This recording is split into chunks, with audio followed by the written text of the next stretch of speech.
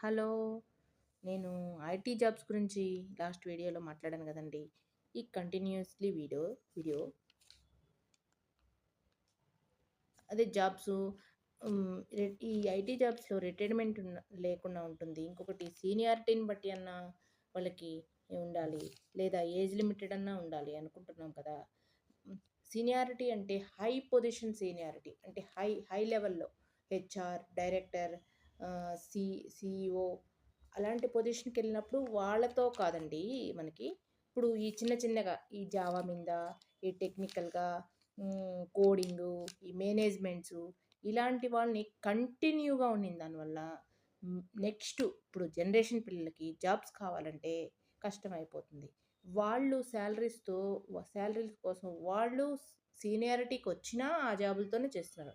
ఇంకొకటి ప్రతి ఇంట్లో ఏ జాబ్‌లో అయినా ప్రతి ఇంటిలోకి ఒకే జాబ్ వాళ్ళు ఇద్దరు జాబ్స్ ఉండరు.